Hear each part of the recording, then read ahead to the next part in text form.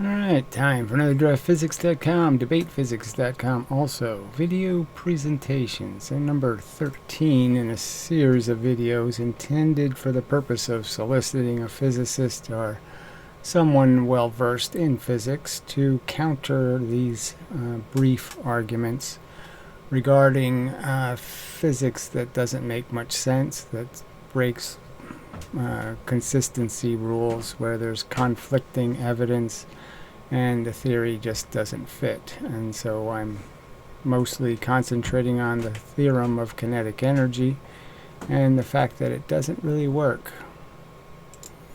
Alright, so this video will highlight all the ways hydraulics sort of debunks any idea that kinetic energy is a viable theory, because you can make too much free kinetic energy just by making the size of the volume of an opening in a pressurized container of fluid, twice the volume, and you'll reduce the speed of the fluid by 1/2 the velocity, and vice versa. If the smaller you go in diameter, the higher the velocity and half the volume. And so you can't go to extremes. I mean, a pinpoint won't work. It would be nice if we could get infinite amounts of velocity, but you can't do that just because of the mechanics of molecules and how much turbulence you create, because the surfaces are, just like in the double slit experiment, the surfaces are a problem. More surface means more diffusion and spreading, and less surface per volume means more of a straight line flow. But anyway, so a fire hose is probably the easiest example. You can't just turn the nozzle on a fire hose and make free energy. It's a pretty poor theory that when you have the hose all the way open and you're getting the highest volume of water possible, you have the lowest energy.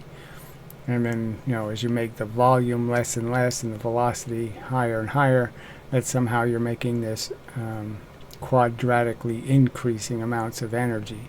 And you really can't. Okay, it's free energy.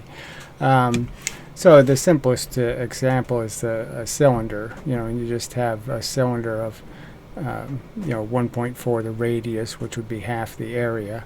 And the simple truth is, I move this one at some velocity, and this smaller one will move at twice the velocity.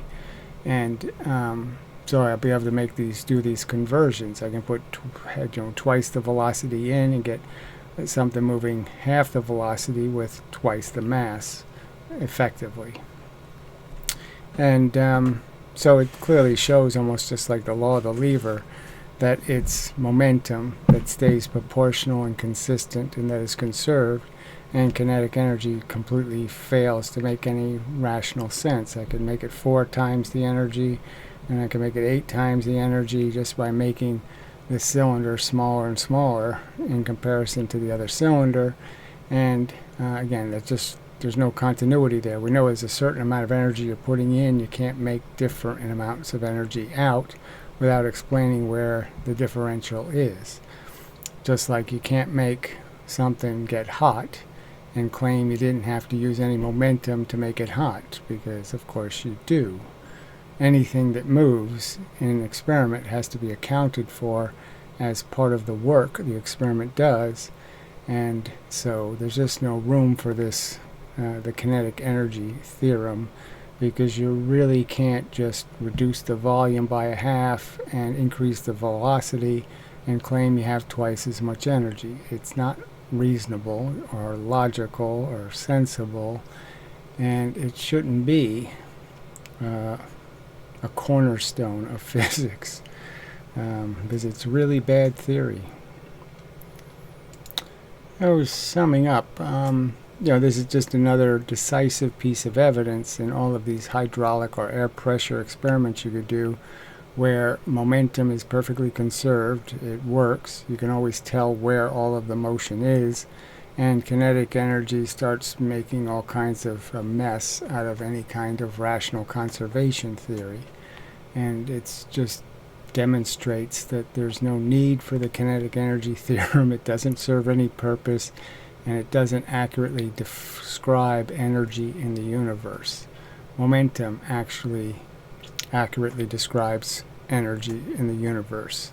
mv is all there is in the universe, that's motion, and it's just transferred between one object and another object, and it's that simple, and physics has it quite wrong. So, till the next time, hopefully somebody can respond with some sort of reasonable argument describing how something I said in this video isn't accurate and consistent with the facts that can be gleaned from the little bit of evidence that exists and such.